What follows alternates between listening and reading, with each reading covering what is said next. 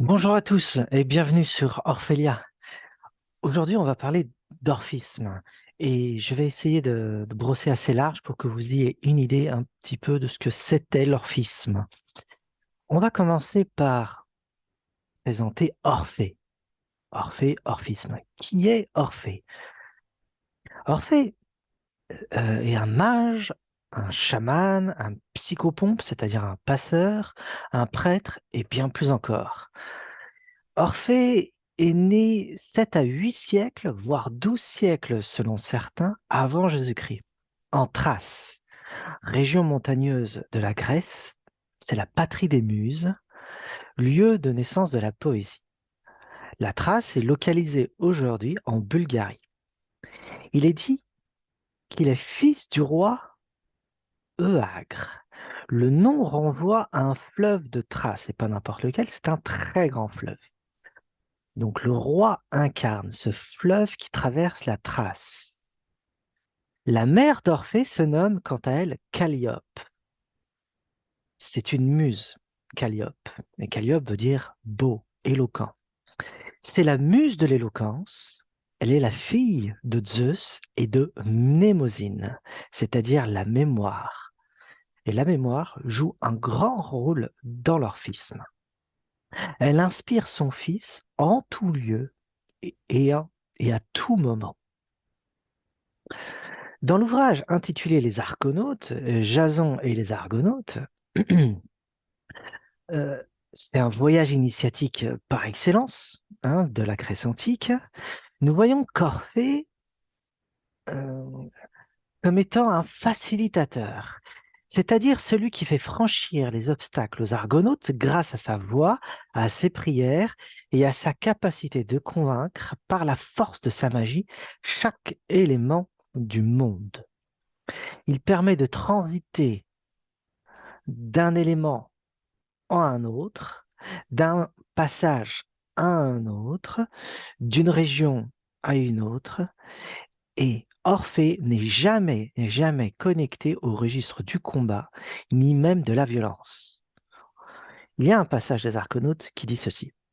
Par sa musique, il apaisait les querelles entre les navigateurs, rythmait le mouvement des rameurs, écarta les roches errantes qui allaient écraser la nef Argo et subjugua jusqu'aux sirènes venues le tenter. Les mêmes sirènes qu'Ulysse a rencontrées plus tard. Et donc, dans ce passage des Argonautes, écrit par Apollonios de Rhodes, Orphée a une part immense, bien sûr. Il existe un autre texte un peu moins connu des Argonautes, et l'auteur même de ce texte est supposé être Orphée lui-même. L'ouvrage se nomme Les Argonautes orphiques. Orphée, est-il dit, a composé ce récit à l'intention de son disciple Musée. L'Orphée de ce texte est au seuil de sa vieillesse. Il est déjà descendu aux enfers pour aller chercher sa femme défunte, Eurydice. Il a déjà composé ses hymnes et son discours sacré décrite comme étant la théogonie orphique. Donc, c'est un Orphée mature et âgé et qui enseigne sa théogonie et sa philosophie, pourrait-on dire. Donc, dès les premières lignes des Argonautes orphiques, nous apprenons qu'il s'agit d'un récit initiatique dont l'herméneutique, c'est-à-dire la compréhension du texte, demande une levée des voiles d'un texte qui semble être un voyage vers d'autres contrées et un retour vers la patrie d'origine. Derrière les périples des Argonautes orphiques se cache en vérité un voyage spirituel. Et nous allons voir un petit passage.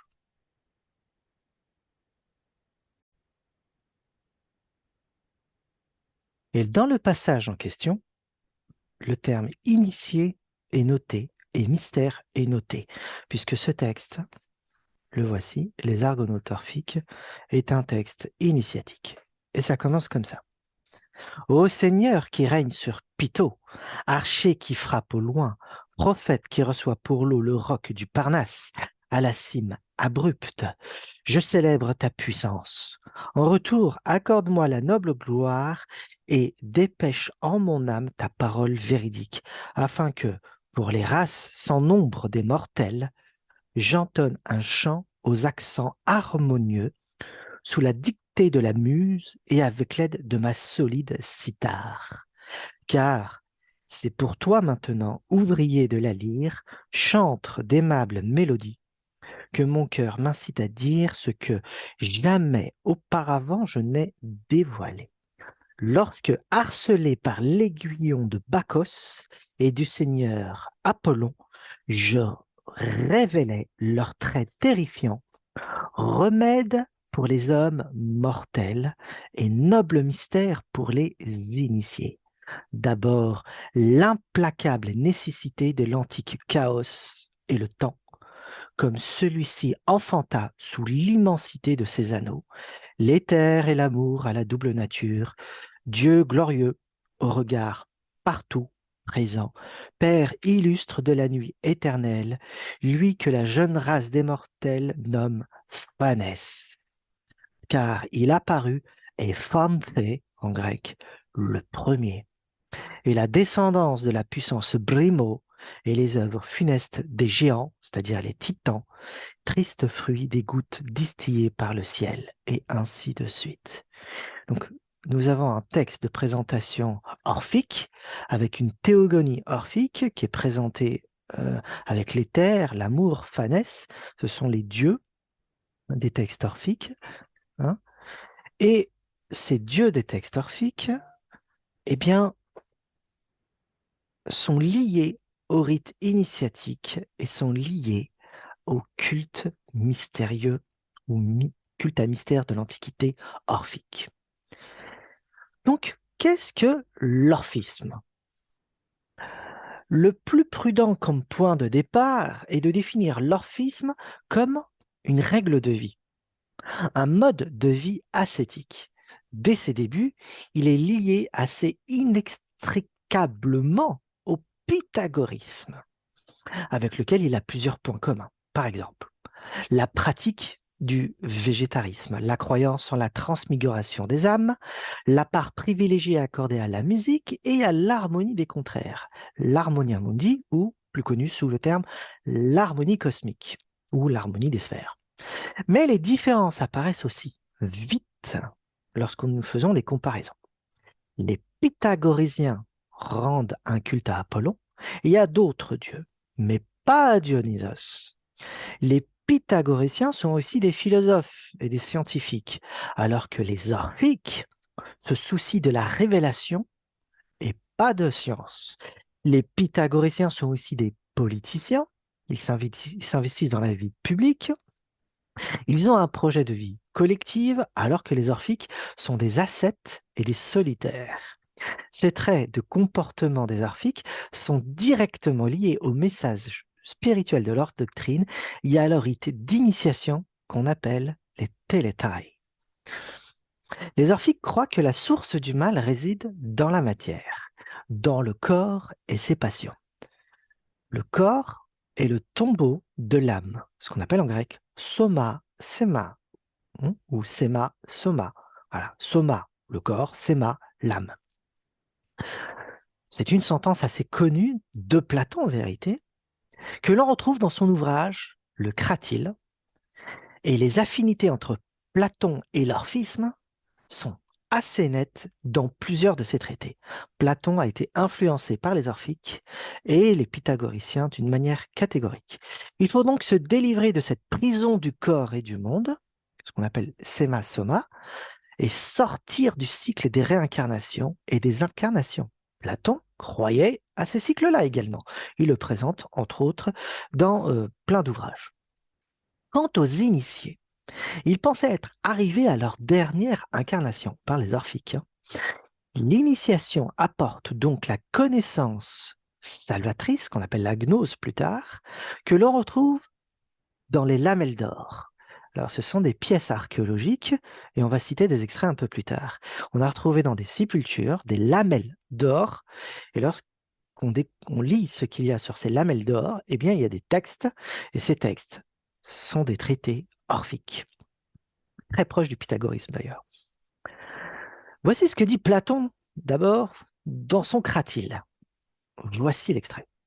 En effet, certains disent que le corps est le tombeau, séma, de l'âme, de sorte qu'elle y serait présentement ensevelie. Et comme d'autre part, c'est pour lui que l'âme exprime tout ce qu'elle exprime. À ce titre encore, il est justement appelé signe, séma en grec. Toutefois, ce sont surtout les adeptes d'Orphée qui me semblent avoir établi ce nom pour faire en sorte que l'âme expie les fautes pour lesquelles elle est punie, et qu'elle est autour d'elle pour la garder cette enceinte, cette apparente prison. Cette prison est donc, comme son nom l'indique, une géole, stoma en grec, une géole de l'âme, jusqu'à ce qu'elle ait payé sa dette et il n'y a point à changer une seule lettre. C'est-à-dire que soma, sema, il n'y a qu'une lettre de différence. Fin de citation. Et là, vous pouvez remarquer que sema est presque homophone de soma, qui va donner le terme somatique en français. Soma, c'est le corps. Il y a donc du sens pour Platon et les orphiques par rapport à ce sens-là où on retire une seule lettre. Mais séma aussi, c'est un signe en grec, une sémiotique. Vous voyez, séma, sémiotique, c'est le signe. C'est une sémiotique naturelle dont le langage symbolique n'est pas étranger. C'est très important pour Platon et les orphiques, tout ça. Ok. Pour que le salut puisse être assuré selon les orphiques, deux conditions devraient être réunies. Première condition, l'initiation fondée sur l'idée d'une renaissance de l'âme provisoirement ensevelie dans le corps. C'était le sens de la formule centrale de l'initiation orphique dans les lamelles d'or et qui affirme ceci. On a un passage dans les lamelles d'or qui dit ceci. Voici l'extrait. Chevreau, je suis tombé dans le lait. Fin de citation. On retrouve beaucoup de textes comme ça où on voit des termes symboliques, des phrases symboliques, des sentences qui demandent à être comprises. Et pour ce faire, eh bien, on doit comprendre le langage symbolique. Eh bien, Chevreau, je suis tombé dans le lait. On va essayer de voir ce qui se cache derrière cette sentence. Le chevreau évoque le sacrifice du corps pour les orphiques, à l'image du diasparagmos d'Orphée. Alors, c'est quoi le diasparagmos d'Orphée? C'est la décomposition et la recomposition du corps qui évoque plusieurs mythes et cultes antiques, très proches de l'alchimie, Solvay et Coagula, si vous voulez, très proche de ça. Donc, le diasparagmos d'Orphée, c'est la dissolution et puis la recomposition. Vous voyez? Le chevreau renvoie à un sacrifice de soi pour les orphiques, animal qui symbolise également le dépeçage du dieu Dionysos, le dieu central pour les orphiques, par les titans, dans les mythes orphiques, parce que les titans ont dépecé Dionysos. Et par une image analogique, le chevreau est dépecé lors des sacrifices, non pas orphiques, mais symboliques. Ça devient une image symbolique. Le chevreau, ici, c'est Dionysos. Voyez?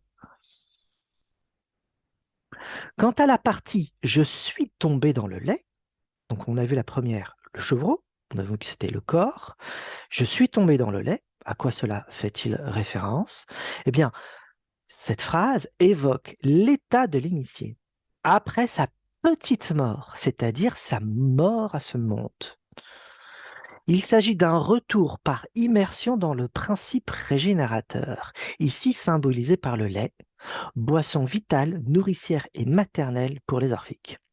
C'est un retour à l'indifférenciation, une perte de l'individualité égotique, donc l'ego, Grâce à cette dissolution mystique, spirituelle et salvatrice. Voyez? Donc le lait a une dimension symbolique, tout comme le chevreau.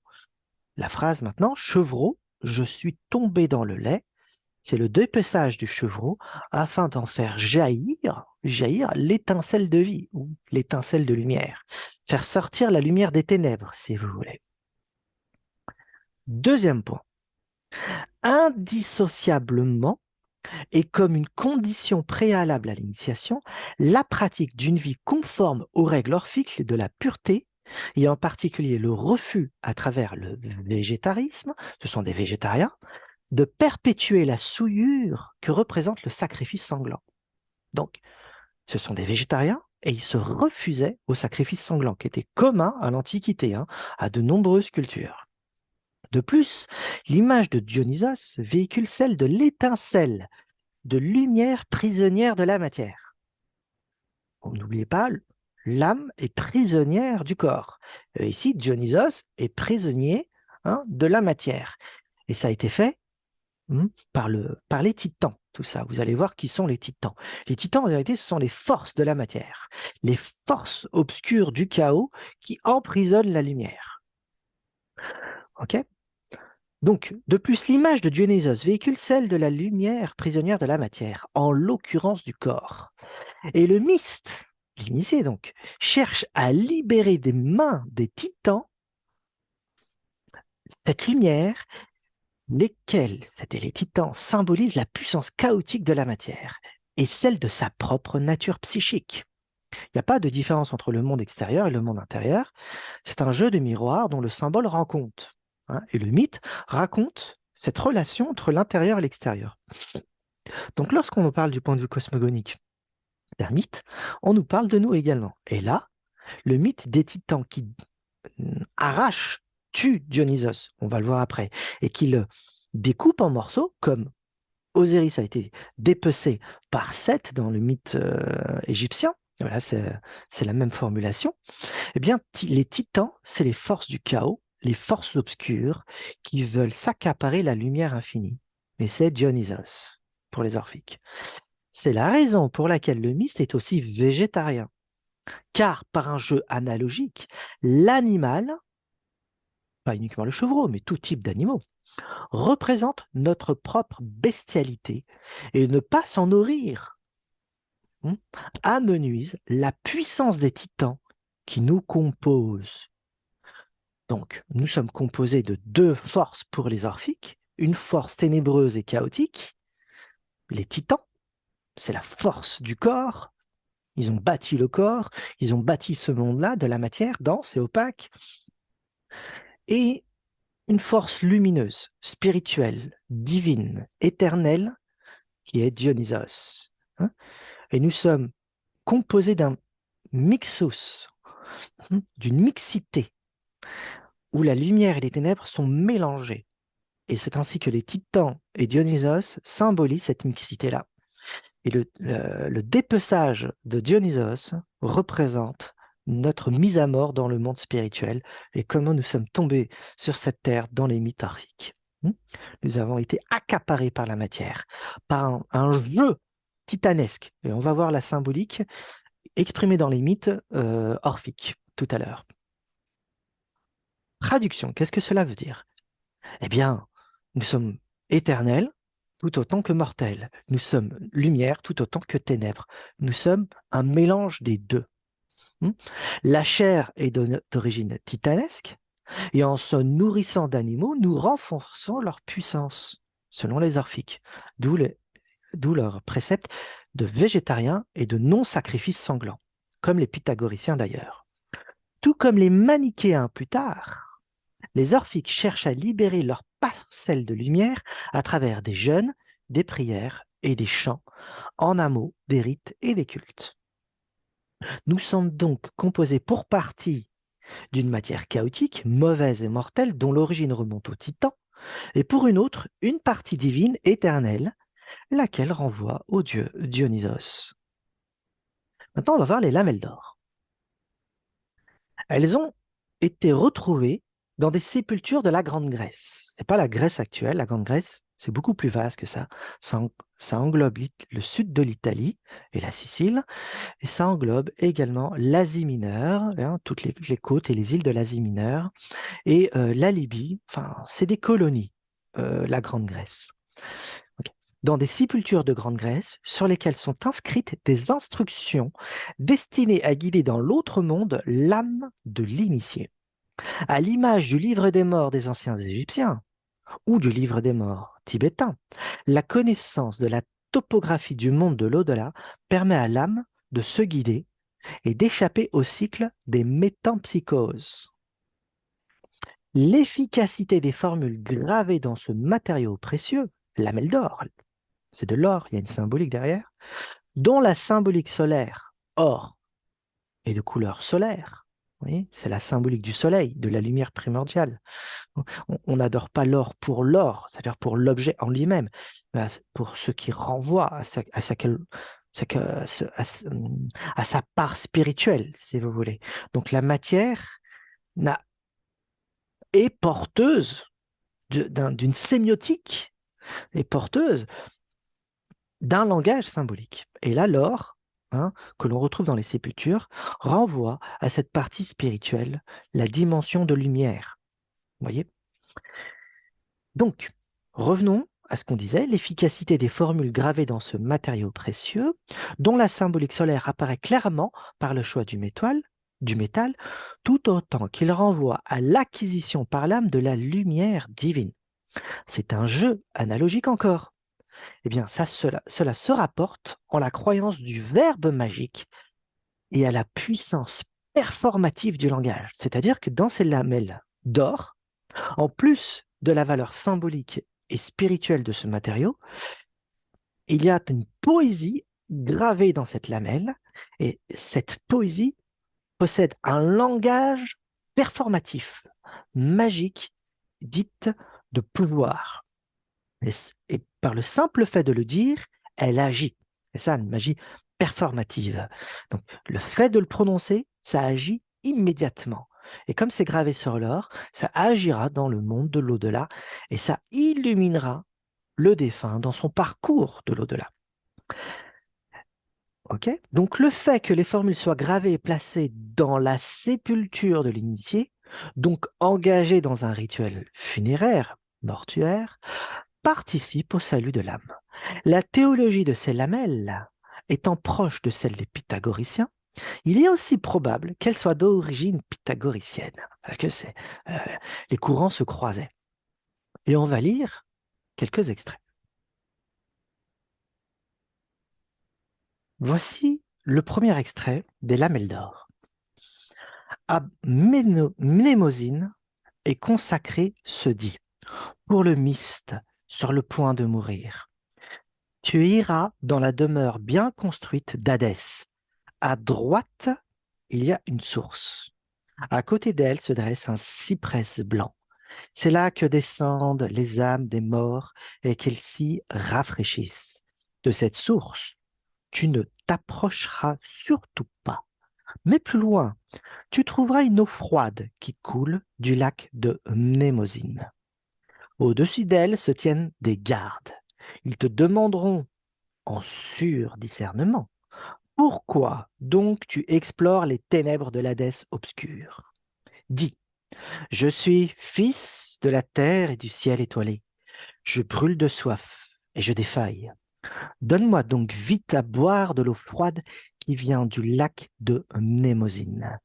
Et ils t'interrogeront par le vouloir du roi des enfers, et ils te donneront à boire l'eau du lac de Mnémosyne. Et toi, quand tu auras bu, tu parcouriras la voie sacrée sur laquelle aussi les autres Mystéas et Bakhoi avancent dans la gloire. Donc ce premier extrait des lamelles d'or, il y en a plusieurs. Il y a une topographie de l'enfer à droite, à gauche, et puis il y a un cyprès blanc, et puis voilà. Donc la définition de la droite et de la gauche est fort simple, c'est la course du soleil. C'est-à-dire que la course du soleil exprime le cheminement dans l'au-delà. À droite, c'est le lever du soleil. À gauche, c'est le coucher du soleil. Eh bien, il ne faut surtout pas aller à gauche, puisque c'est la route de l'ombre, de l'obscurité, là où le soleil se couche et ne se relève jamais. C'est le monde de la mort et de la perdition, tandis qu'à droite, c'est le monde de la lumière, du retour vers la lumière. Et symboliquement, cela renvoie un sens sur ce parcours du soleil journalier. Cela renvoie à quoi, tout simplement? Eh bien, le chemin initiatique se trouve à gauche, tous les morts vont vers la gauche, parce que le soleil se couche à gauche. On rentre à gauche, on pénètre dans le monde d'en bas, le royaume des enfers, le royaume d'Hadès, et on doit parcourir tout ce monde, le monde souterrain, pour renaître et sortir des enfers du côté du levant, comme le soleil jaillit du levant. Donc, le fait même qu'il faut suivre la course du soleil indique le cheminement de la Renaissance et le cheminement initiatique. C'est la raison pour laquelle également tous les grands héros de l'Antiquité euh, s'en vont vers l'ouest, l'Occident, parce que l'Occident, c'est la porte des enfers et de l'initiation. Ils peuvent y revenir remplis de gloire et bien sûr ressusciter, initier ou se perdre à jamais. Ainsi, le cheminement de Gilgamesh, le grand héros mésopotamien, ou d'Ulysse, c'est un cheminement vers l'Occident, vers l'Ouest.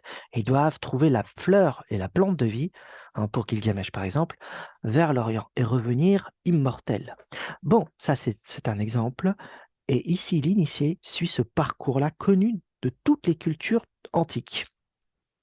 Ainsi, Mnémosyne joue un rôle capital, puisque Mnémosyne qui veut dire mémoire, le lac de Mnémosyne, c'est le lac qui nous permet de retrouver notre mémoire perdue. Parce que les titans, en nous enfermant dans la matière, nous ont fait oublier notre origine. Donc le fait que Orphée chante des hymnes nous rappelle notre origine. Et c'est ainsi que à travers la musique d'Orphée ou les chants orphiques, il y avait mm, un culte rendu à une mémoire perdue, Mnémosyne. Vous voyez? Donc on se souvient, on doit se souvenir. Je vais vous citer un autre extrait maintenant des lamelles orphiques. Et voici le passage très court. Je brûle de soif et je défaille. Ça commence comme ça. Donnez-moi donc à boire l'eau de la source qui coule pérenne, immortelle, hein. À droite, vous l'avez compris maintenant, là où est le cyprès. Qui es-tu? D'où viens-tu? Je suis le fils de la terre et du ciel étoilé. Vous voyez, c'est l'unité retrouvée. C'est pour ça que c'est souvent répété, le fils de la terre et du ciel étoilé. C'est-à-dire, je suis le fils du ciel et de la terre, la réunification des deux, androgyna, tel que l'orphisme le présente depuis les théogonies orphiques. On va citer un dernier passage, et là il y aura le chevreau. Mais quand l'âme, voici le passage, mais quand l'âme abandonne la lumière du soleil, avance-toi droit vers la droite, toi qui as bien gardé à l'esprit tous les préceptes. Réjouis-toi, toi qui as souffert la souffrance. Jamais tu n'en as connu de pareil. De mortel, te voilà devenu un dieu. Chevreau, tu t'es élancé vers le lait. Réjouis-toi, réjouis-toi, toi qui procèdes à droite vers les prés sacrés et les bois de Perséphone. Perséphone, femme d'Hadès, faut pas oublier. Donc, il traverse l'Hadès pour renaître de l'autre côté, hein. Voilà un petit peu les lamelles orphiques, 3 citations très intéressantes et très belles. Il y aura beaucoup de choses à dire sur le cyprès, par exemple, sur Perséphone. Il y a énormément de symboles, mais peut-être dans une prochaine vidéo, je pourrai faire ça. Maintenant, on va passer au papyrus de Dervini. Le papyrus de Dervini est extrêmement intéressant. Extrêmement intéressant. Je vais prendre le passage de sa découverte, la découverte du passage de Dervini, qui est très important. En janvier 1962, c'est très récent, lors des fouilles réalisées au nord-ouest de Salonique, à Dervini, d'où le titre du papyrus de Derveni, on découvrit un rouleau de papyrus près de l'une des 6 tombes qui formaient un groupe dans le site. Elle contenait les armes et devait appartenir à un soldat. Une autre recelait de la petite monnaie d'or de Philippe II de Macédoine et un magnifique cratère en bronze sur lequel était inscrit en dialecte thessalien, objet appartenant à Astion, fils d'Anaxagore de Larissa. Le rouleau, quant à lui, se trouvait à l'extérieur de la tombe, parmi les restes du bûcher. On voulait le brûler, ce papyrus. Donc, attention, c'est très important parce qu'on a des traces de cette brûlure, hein.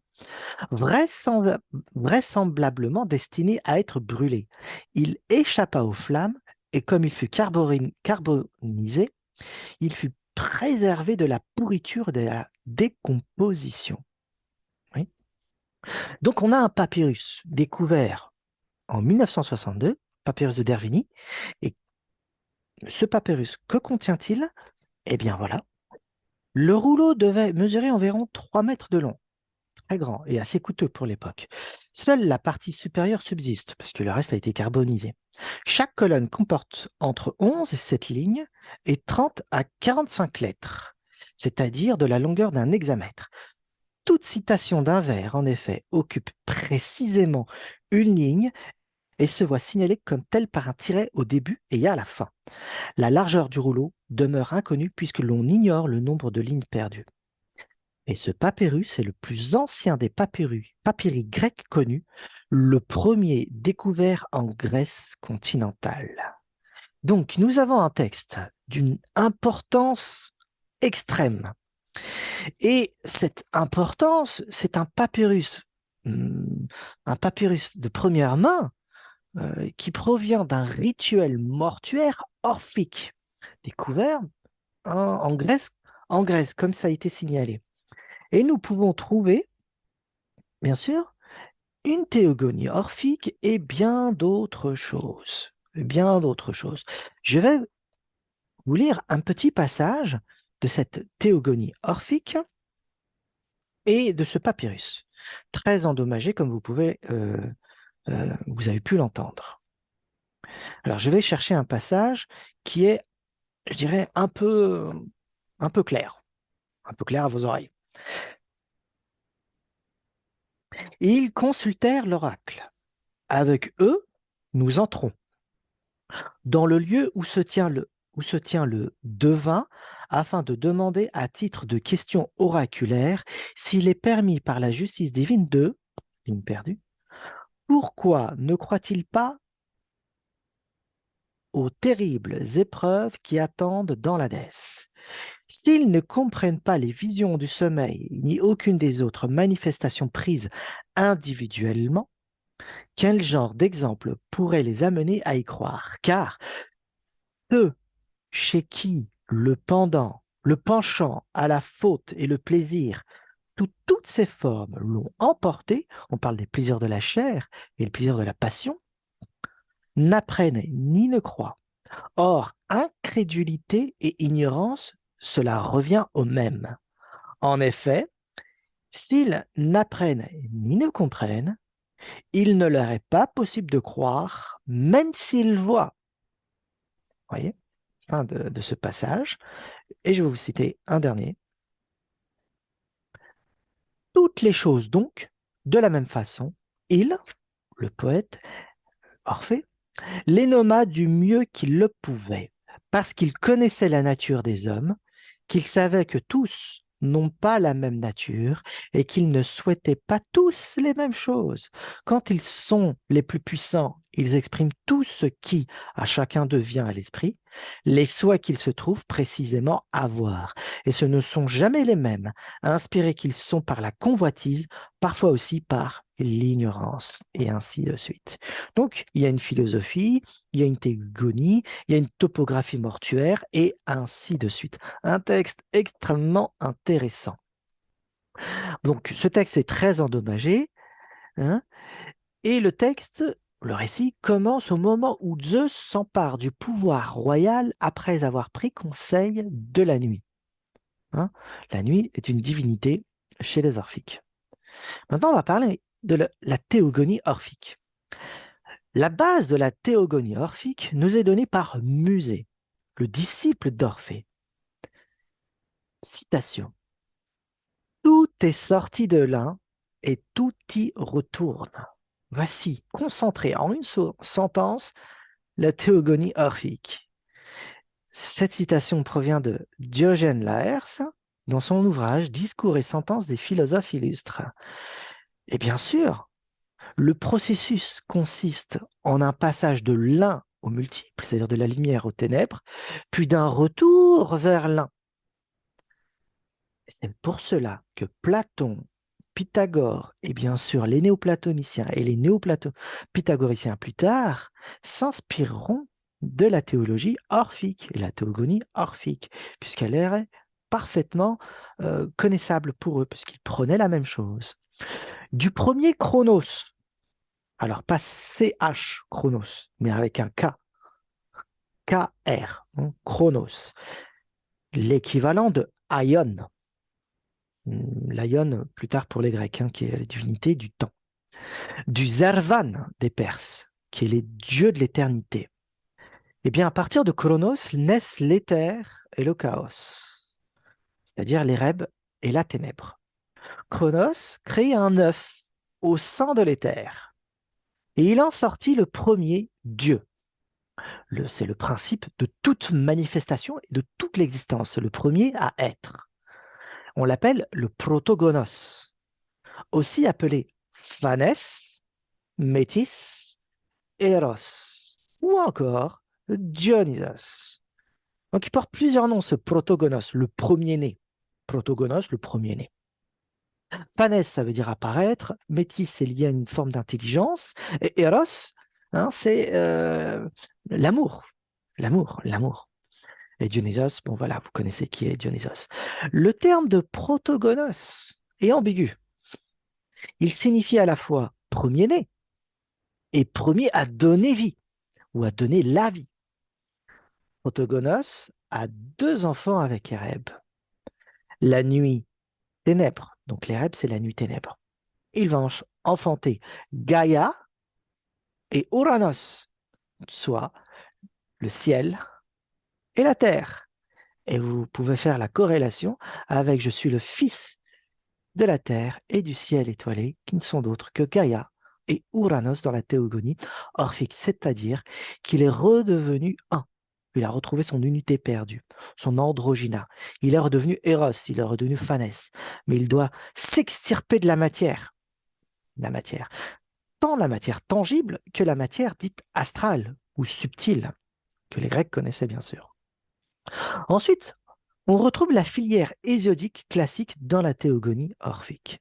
Il y a les titans, et ensuite le second Chronos et Rhea, puis Zeus et ses frères et sœurs, puis la deuxième génération des Olympiens, dont le second Dionysos. Donc il y a le Dionysos protogonos et il y a le Dionysos fils de Zeus. C'est le même, mais il est intégré de plus en plus dans la matière. C'est le plus connu d'ailleurs, le fils de Zeus. Celui-ci est l'acteur de l'épisode central commémoré dans l'initiation orphique, c'est-à-dire le dépeçage de Dionysos. C'est le dépeçage du fils de Zeus. Dionysos connaît une passion, un sacrifice, comme Jésus. Il est attiré par les titans, puis tué, mis en pièces lors du diasparagmos, on l'a vu tout à l'heure, diasparagmos, qui était commémoré par les Bacchantes et les Ménades. Hein, les Bacchantes, c'est romain, Ménades, c'est grec, mais ce sont les mêmes personnes. Donc on les appelle les Bacchantes ou les Ménades. Et qu'est-ce qui était commémoré? Par le chevreau.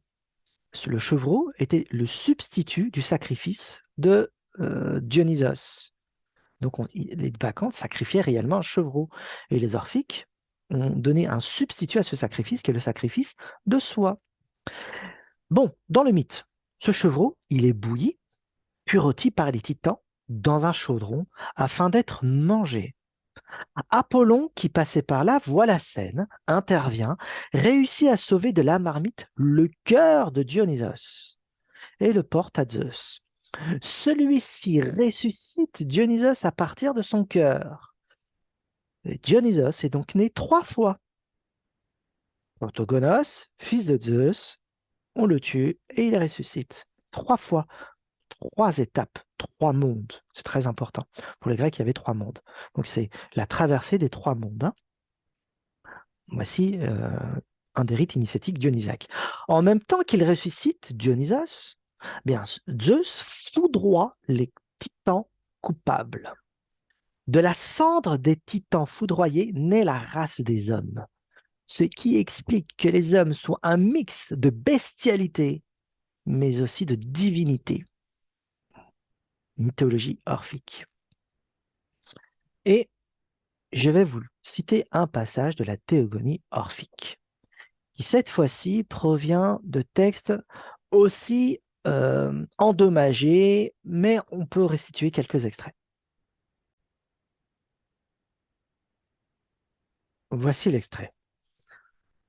Allons, hommes, qui par nature vivait obscur, semblable à la feuille, impuissante créature pétrie de limon, fantôme inconsistant, pareil à des ombres, être dépourvu d'ailes, éphémère, infortuné, mortel, homme semblable à des songes, prêtez votre attention à nous, les immortels, toujours existants, exemple de vieillesse, occupés de pensées éternelles, afin qu'après avoir entendu de nous toute la vérité sur les choses célestes, connaissant à fond la nature des oiseaux, la genèse des dieux et des fleuves, et de l'érèbe et du vide, vous puissiez de ma part envoyer promener Prodikos désormais. Théogonie orphique commence. Au commencement était le vide et la nuit, et le noir Éreb et le vaste Tartare. Mais ni la terre, ni l'air, ni le ciel n'existaient. Dans le sein infini de l'Éreb, tout d'abord, la nuit aux ailes noires produit un œuf sans germe, d'où, dans le cours des saisons, naquit Eros, le désiré. Au dos étincelant d'ailes d'or, Eros, semblable au rapide tourbillon du vent. C'est lui qui, s'étant uni à la nuit au vide ailé dans le vaste Tartare, fit éclore notre race et la fit paraître la première au jour. Jusqu'alors n'existait point la race des immortels, avant qu'Eros eût uni tous les éléments. À mesure qu'ils se mêlaient les uns aux autres, naquit le ciel et l'océan et la terre, et toute la race impérissable des dieux bienheureux. Voici la théogonie orphique. Maintenant, on va parler du démembrement d'Orphée, qui est un acte de réitération du démembrement de Dionysos. Parce que Orphée lui-même a été tué par les Bacchantes et les Ménades, puis démembré et dispersé, tout comme le dieu Dionysos. C'est un acte de réitération, c'est un acte mythique. Orphée lui-même est démembré par les Bacchantes et les Ménades, dévotes au culte dionysaque. Il ne faut pas oublier qu'elles sacrifiaient le chevreau. Et la tête d'Orphée est tranchée et jetée dans la mer jusqu'à atteindre les rives de l'île de Lesbos, proche de la Turquie actuelle. La tête d'Orphée continue à chanter des hymnes. On la dépose dans un temple, dans l'île de Lesbos. Elle deviendra une relique sacrée dont on vient voir et l'entendre, car elle professe désormais des oracles. Donc il y avait un temple dans l'île de Lesbos où il y avait une relique. Cette relique était censée être la tête d'Orphée, et cette tête professait des miracles et des oracles. Ce sont les muses, au lieu d'Apollon, mais les muses sont les messagères d'Apollon, qui recueillent les morceaux de son corps et les ensevelissent. Tout comme le cœur de Dionysos, la terre d'Orphée échappe à la violence. Et il faut savoir que pour les anciens, le cœur est le lieu du logos, c'est-à-dire le lieu de l'intelligence humaine. Et en ce lieu se cache l'étincelle de lumière. Donc c'est dans le cœur que se cache l'étincelle de lumière. Et il y a un sens à comprendre dans que ce soit Apollon lui-même, hein, qui préserve ce cœur et l'emmène vers son père Zeus, afin de ressusciter Dionysos dans le mythe qu'on a présenté tout à l'heure.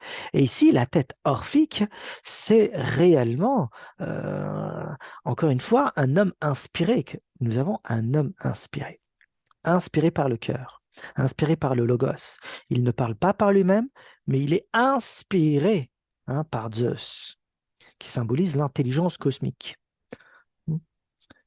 ou le nous plus tard chez les philosophes. On va parler maintenant de la mythologie orphique. Selon la version du poète romain Virgile, qu'il présente dans ses Géorgiques, et celle d'Ovide, un autre romain, dans ses Métamorphoses, Eurydice, la femme d'Orphée, aurait été mordue par un serpent, causant sa mort. C'est la fameuse mort d'Eurydice, et cette mort d'Eurydice, eh bien, a profondément affecté Orphée, selon les dires de Virgile et d'Ovide. Et il est allé chercher Eurydice dans les enfers avec sa lyre.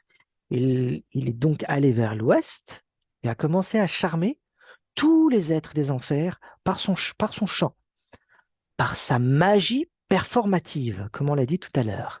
Et en charmant, il a créé une ambiance paradisiaque au sein même des enfers, et personne ne pouvait rien faire contre lui, jusqu'à arriver aux portes de l'Hadès, devant Hadès ensuite, et devant Perséphone, la reine des enfers, et il demande sa requête. Il désire récupérer Eurydice pour la ressusciter, la ramener auprès des vivants. Ce qu'Hadès ne pouvait pas faire, personne ne pouvait remonter des enfers, c'était son royaume, mais il est tellement charmé, enchanté, ouais, tous les termes de magie musicale sont présents encore dans notre langage d'aujourd'hui. Hein. Donc lorsqu'on parle de charmer, on parle de charme, on voit bien la magie, mais le charme, c'est aussi un carmen en musique, c'est un charme, c'est un chant, c'est une musicalité. Et on le découvre également dans les psalmodies de chants musicaux. La psalmodie, c'est une poésie, et on les découvre également dans la magie. Il faut psalmodier une invocation. Hein. Donc la magie, la poésie, la musique étaient intriquées dans ce temps-là. Et on utilisait la lyre. Là, c'était Orphée qui utilisait la lyre d'Orphée. Proche d'Apollon d'ailleurs, la lyre d'Apollon. Hein. Donc Hadès ne pouvait pas résister et il a été enchanté. Et il a été envoûté, selon les termes d'aujourd'hui. Et il lui a donné une seule condition, qu'il ne se retourne jamais, jamais, lorsqu'elle marchera derrière lui.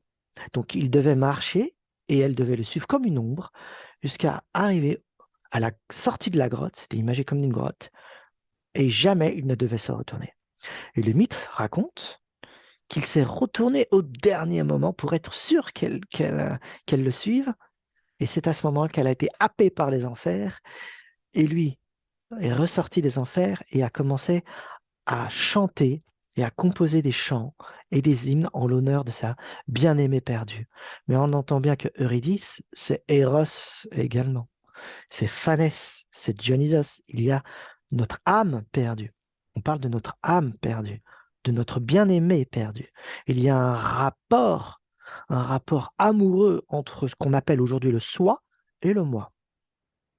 On va pas faire l'herméneutique complète du mythe, je vous le présente simplement.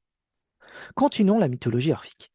Dionysos, connu aussi sous le nom de Zagreus, est fils adultérin, voire incestueux de Zeus et de Perséphone, non pas d'Héra. Comme on connaît Héra, épouse de Zeus, jalouse et vengeresse, elle demande aux titans de tuer ce bébé. Les titans, enduits de plâtre et de gypse, attirent l'enfant en lui offrant des objets fascinants, des objets enfantins.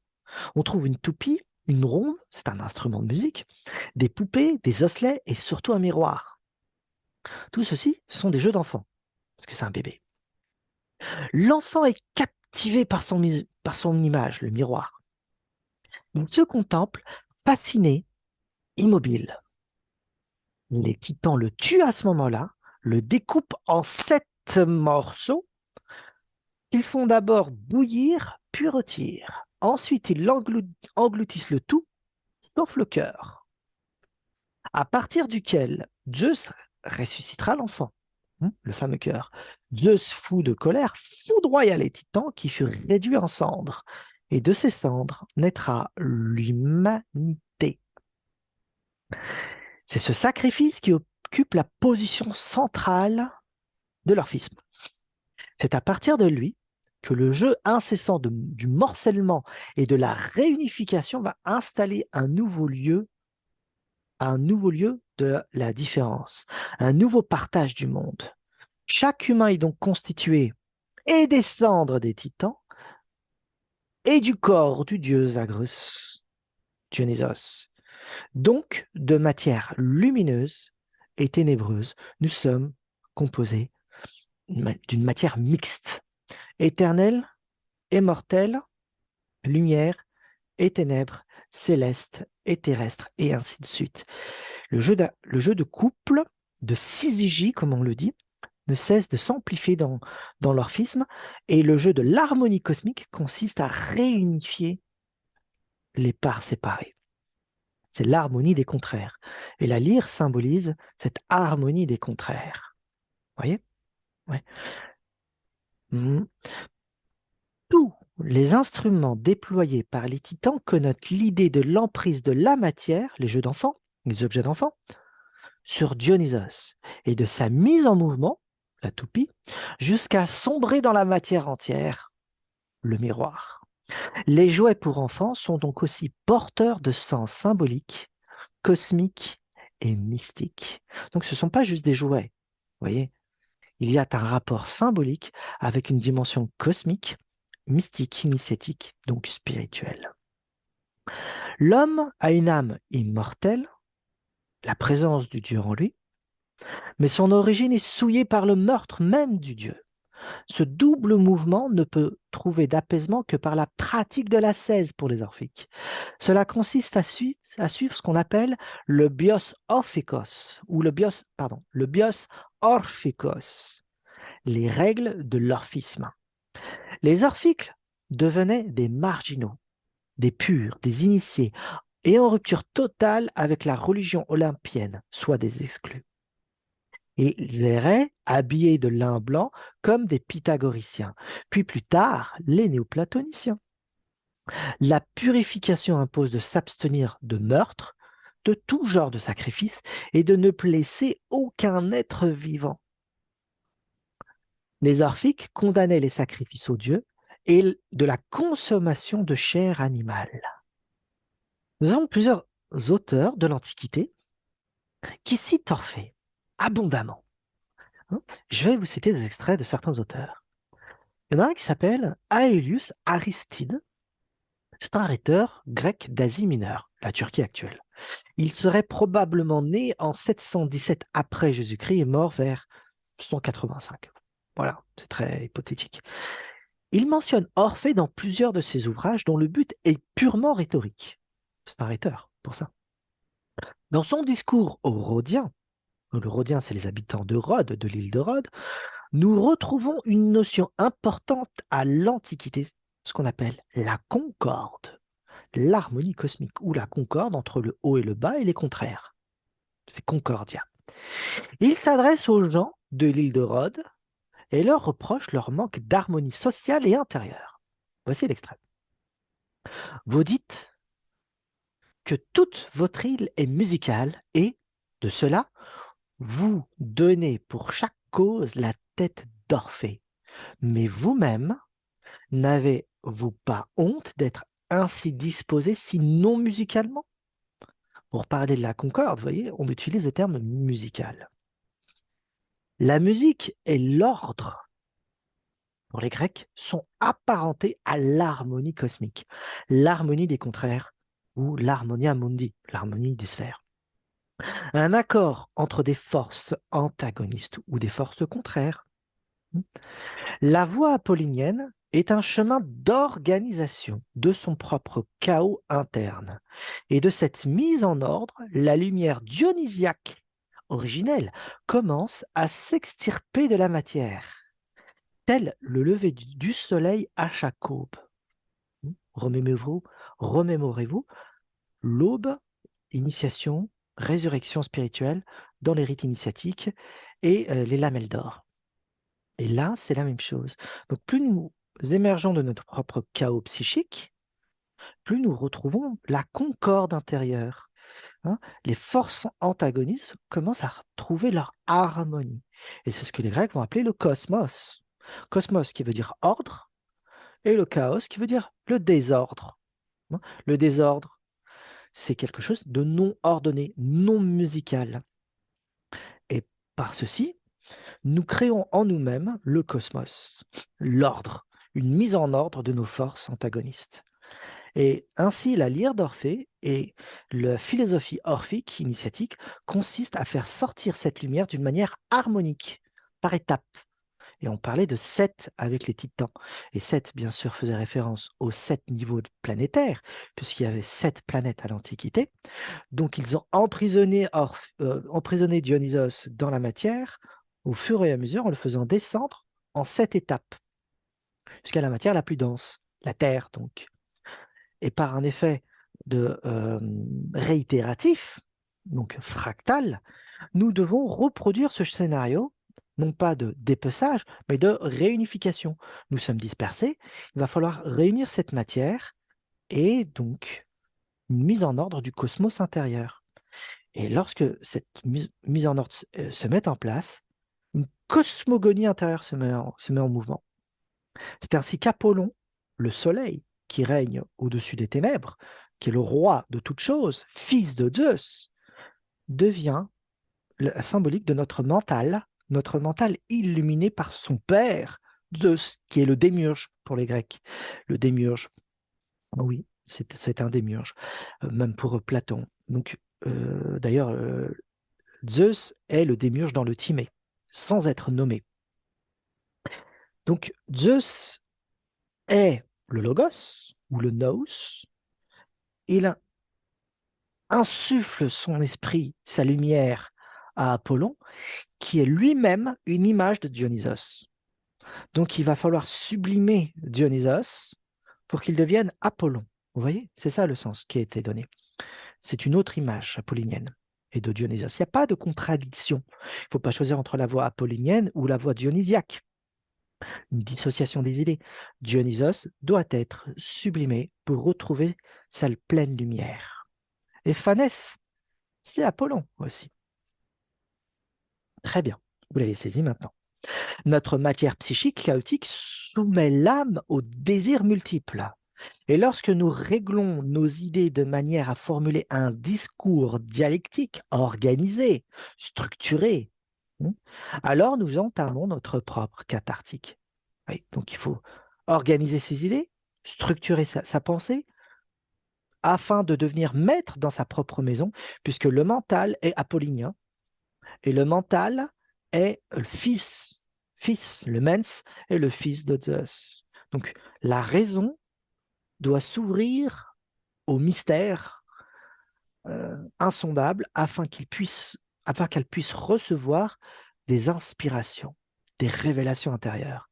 C'est cela qui était sous-entendu derrière la philosophie orphique et la mythologie orphique. Donc la raison n'est pas en contradiction avec l'invisible, bien au contraire. La raison est le support et le miroir des effluves de l'invisible. Voici les mystères expliqués d'une façon différente. Et c'est ainsi que la catharsis s'enclenche. Nous pouvons clarifier notre propre structure intérieure et voir ce qui ne va pas, ce qui ne tourne pas rond en nous-mêmes grâce à notre mental illuminé et inspiré. Nous voyons nos émotions et nous cherchons à concorder, à créer cette concordance des accords intérieurs et nos désirs également, et ainsi un comportement plus lumineux, une vie plus lumineuse, et nous recevons les effluves des divinités. Des 7 notes musicales vont s'articuler nos 7 strates microcosmiques, associées au macrocosme, les 7 planètes, miroir des 7 planètes du cosmos. La lyre d'Orphée symbolise cette mise en place de l'ordre intérieur, image réfléchissant de l'ordre cosmique, en d'autres thèmes de l'harmonie cosmique. Maintenant, l'île de Rhodes. Traditionnellement, l'île de Rhodes est liée à Orphée. On connaît tous le colosse de Rhodes, mais Rhodes avait une aura extraordinaire à cette époque-là. Ou plutôt, à sa tête chantante qui aurait flotté jusqu'à l'île. Aristide, en reprenant les événements mythologiques qui se seraient déroulés à Rhodes et dont les habitants doivent s'enorgueillir, joue sur ce récit flatteur pour adresser ce reproche aux citoyens. Il devient le point central d'un jeu servant à insister d'un côté sur le manque d'harmonie sociale et intérieure, et de l'autre sur la nécessité qu'ont les habitants de l'être, due à l'origine mythologique de cet ordre. Maintenant, un autre auteur s'appelle Lucien de Samosate. Il est né vers 120 après Jésus-Christ et mort vers 180. Il, il mentionne Orphée dans de nombreux ouvrages. Le passage que nous allons citer est tiré du dialogue des morts. Citation. Il ne sera pas non plus hors de propos de te raconter une autre histoire arrivée jadis à Lesbos. Après que les femmes de Thrace eurent déchiré le malheureux Orphée, sa tête, dit-on, jetée dans l'Èbre avec sa lyre, descendit dans le golfe Mélane. Elle flottait, portée sur l'instrument, et par un chant douloureux, déplorait le triste sort d'Orphée. Les cordes de la lyre, frappées par les vents, répondaient à ses plaintes, l'une et l'autre, avec ce triste concert, arrivèrent à Lesbos. Les habitants recueillirent la tête et lui donnèrent la sépulture à l'endroit où est aujourd'hui le temple de Bacchus, dieu du vin, Dionysos donc. Oui, il y a un rapport avec le vin, mais j'en parlerai pas, ça va nous emmener trop loin sinon. La lyre fut consacrée à Apollon et suspendue dans son temple où elle s'est longtemps conservée. Dans un autre ouvrage de Lucien de Samosate, intitulé De la danse, il dit ceci. Je n'ai pas besoin de te dire qu'on ne saurait trouver d'anciennes initiations qui n'aient été accompagnées de la danse. Donc pas que du chant, mais aussi des danses. Ainsi Orphée et Musée, les plus excellents danseurs de leur époque, en instituant les mystères, ont ordonné, comme une des choses les plus belles, que l'initiation eut lieu avec le rythme, la musique, et la danse. Fin de citation.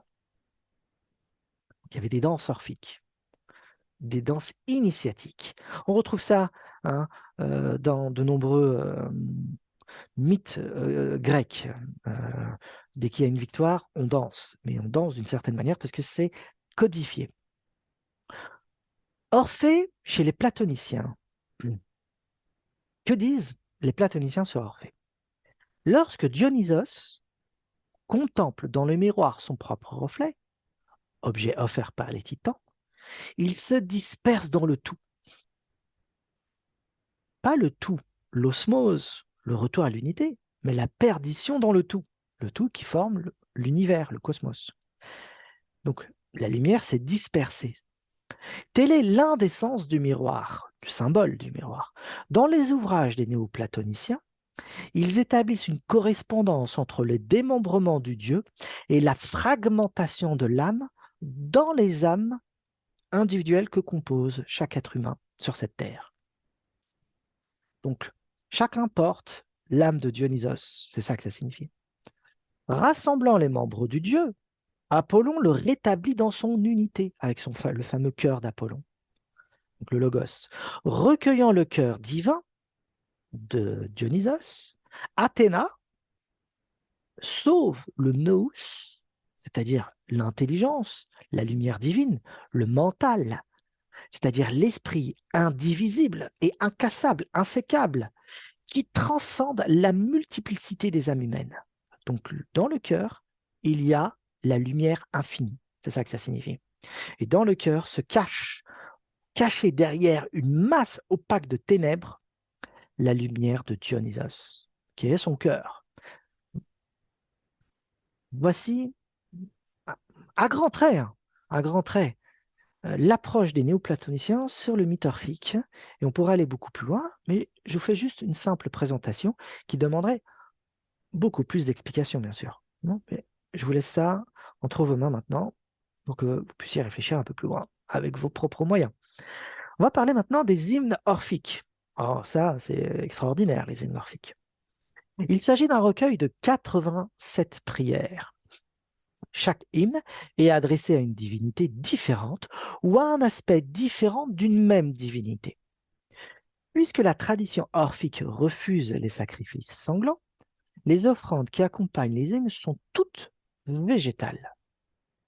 Le langage employé use des assonances, des allitérations, des anaphores et des jeux étymologiques. Très poétiques, et donc on est embarqué dans une amphibologie, c'est-à-dire une envolée de l'esprit à multiples sens. En un mot, les hymnes ont pour base le langage symbolique, et c'est une poésie inspirée.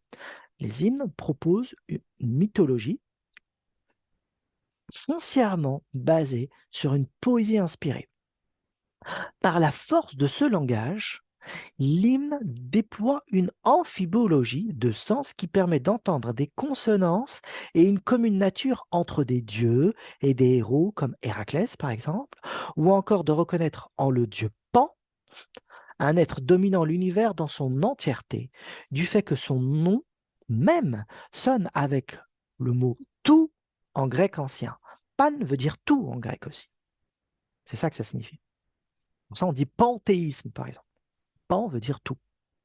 Panthéisme, tous les dieux. Panthéon.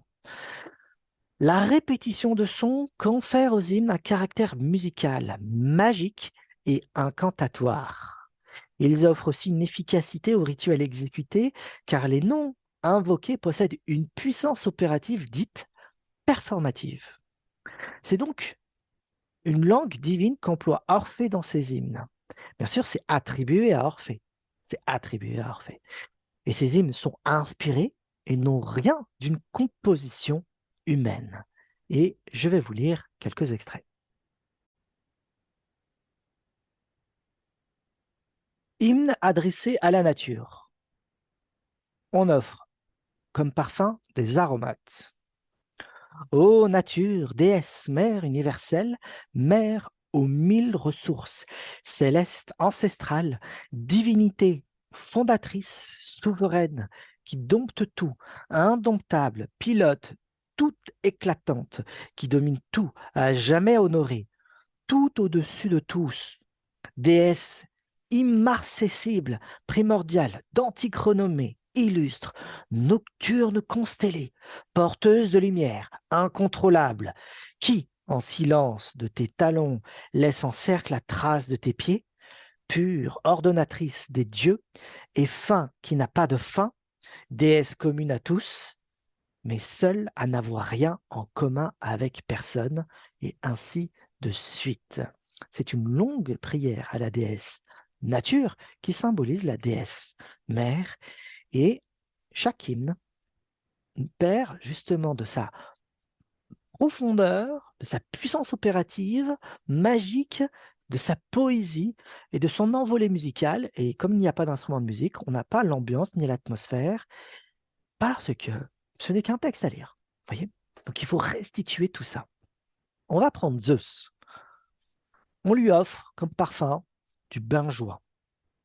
Zeus, Père, toi qui, dans ta très sainte haute course, mène l'univers à l'éclat de feu, qui fait fulgurer dans les terres au plus haut la lueur de l'éclair, qui ébranle l'assise des bienheureux avec tes tonnerres divins, qui, dans les eaux des nuages, allume l'éclair flamboyant, qui lance tempête, pluie, ouragan et foudre puissants sur les terriens enflammés, qui enveloppent de tes traits ces êtres, tout en flammes puissants, terrifiants au cœur violent, terrible arme ailée, qui affole les cœurs et fait dresser les cheveux, pardon, très soudain, tonnant, invincible, pur, etc.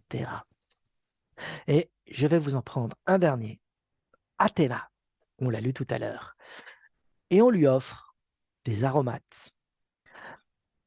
Pallas, né unique du grand Zeus, vénérable rejeton, divine déesse bienheureuse, maîtresse du tumulte guerrier au cœur violent, obscure fameuse du grand renom, qui habite les antres, toi qui règnes sur les cimes altières au sommet des montagnes et sur les montagnes ombreuses, et qui charme ton esprit dans les vallons boisés, qui te réjouit des armes et aiguillonne les âmes des hommes par la folie.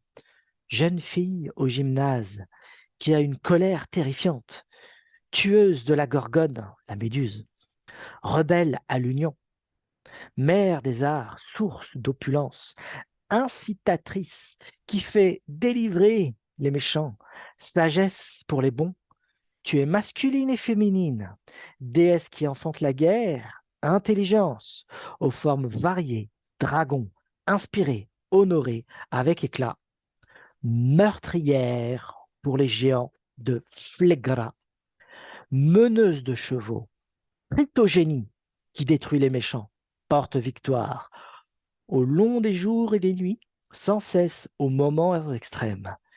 Écoute mes prières et donne-moi la paix, source d'opulence, ainsi que la gloire et la santé, avec les saisons dispensatrices d'opulence, déesse aux yeux perses, inventatrice des arts, tant implorée, reine.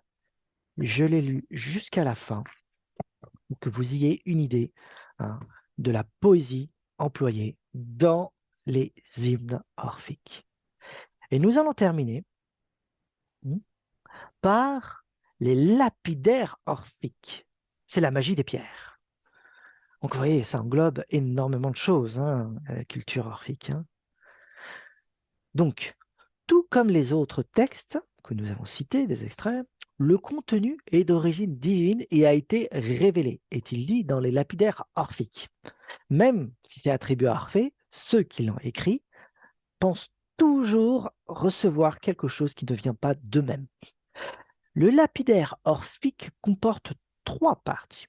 Une sorte de préface, un court récit et le développement minéralogique.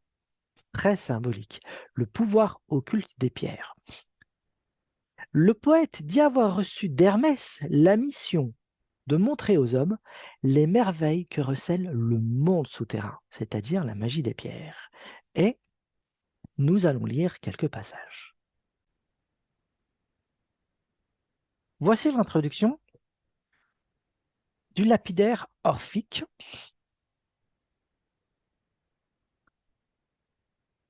Le don que Zeus, qui écarte les mots destinés aux mortels, ce fut sur son ordre le fils bienfaisant de Maïa qui le mit en réserve, afin que nous trouvions pour repousser la misère un recours infaillible. Le fils de Maïa, c'est Hermès. Humain, recevez-le dans la joie. Je m'adresse à des gens avisés, ceux qui ont le cœur droit et soumis aux immortels. Que des écervelés jouissent d'une découverte d'un bienfait inaltérable. Le ciel l'interdit. Ils avaient pu autrefois s'honorer d'un tel don. Le guérisseur des humains qu'amena son père, le fils de Léto, auprès des immortels, sur l'Olympe neigeux, ainsi qu'Héraclès, le sauveur des peuples, pour qui, dans sa sagesse, en fit tout autant Pallas Athéna. Et d'un bond à son tour, Chiron, ou Chiron, fils de Cronos, franchit le vaste éther quand il gagna l'Olympe, sitôt qu'il eut connu les dons impérissables. Certes, ils reçurent dans l'irréprochable demeure de Zeus un accueil chaleureux. Ces héros, qui de loin furent les meilleurs de la lignée divine. Mais pour nous, sur la terre, le Dieu à verge d'or nous adresse une invite à jouir du bonheur sans avoir à subir l'expérience du mal.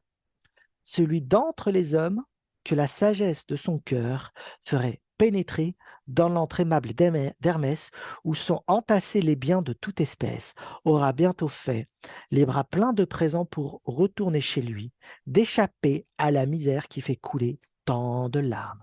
On parle de minéralogie. Donc, tout ceci est une introduction au pouvoir occulte des minéraux. Prenons le cas du cristal. De cristal, prend en main une pierre brillante à l'eau limpide. Elle émane en effet de la splendeur impérissable qui a l'éclat du feu. Son ardeur ravira le cœur éternel des dieux immortels. Si tu te rends au temple, la pierre dans les mains, aucun des bienheureux ne rejettera tes prières. Les bienheureux, c'est les immortels.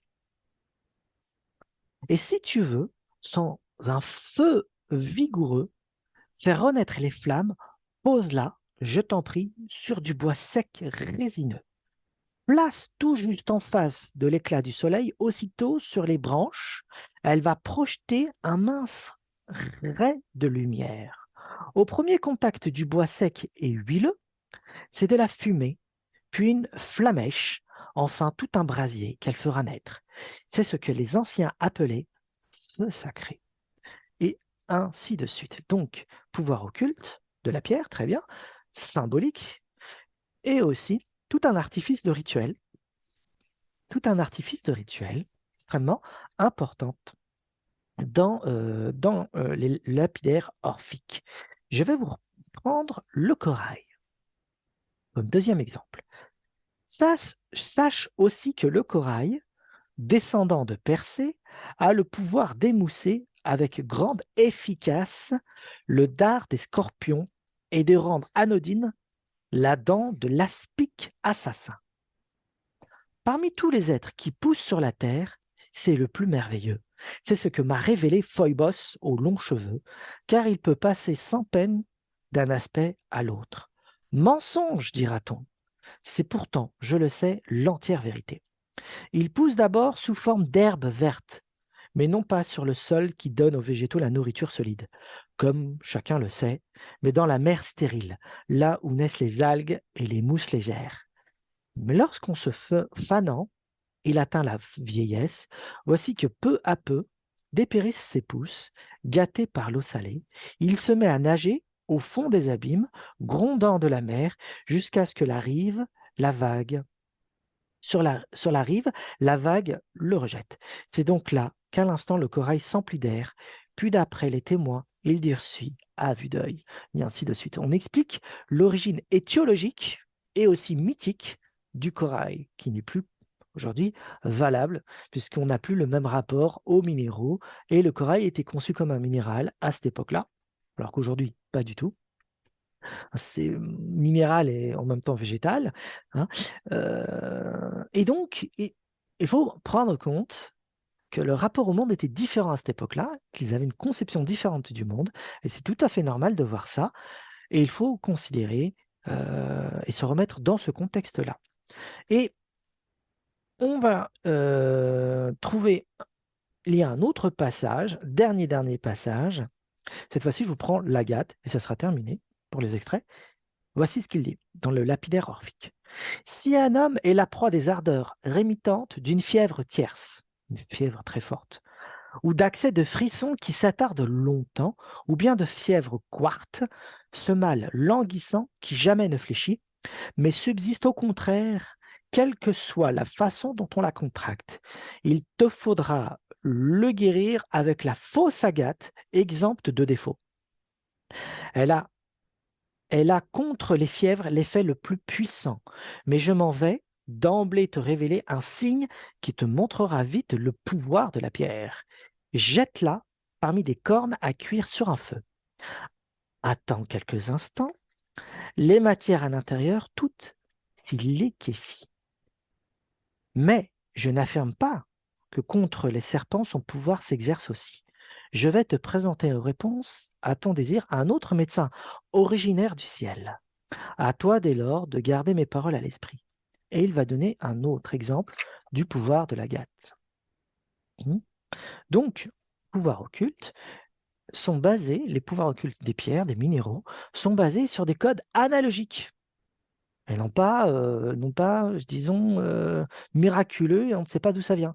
C'est des codes analogiques. Et lorsqu'on arrive à saisir le code analogique, prenons le cas très simple de l'hématite, qui est de couleur rouge, hein, ou le rubis teinté de rouge, cela va être associé au sang par un codage analogique, puisque le sang est rouge.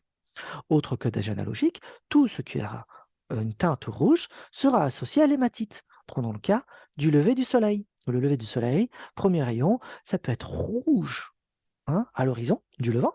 Et bien à partir de là, l'agate connectera le levant et une relation intrapsychique, intérieur. Et il y a un rapport occulte entre le lever du soleil, l'hématite et bien sûr le sang humain et une force psychique également. Voilà. Vous avez entre vos mains maintenant suffisamment d'informations. Je vais noter sous la vidéo euh, toute la bibliographie, comme ça vous pouvez vous procurer, si ça vous plaît, les ouvrages que j'ai pu citer en extrait. Merci d'avoir écouté cette vidéo. N'hésitez pas à laisser des commentaires et je vous dis à bientôt.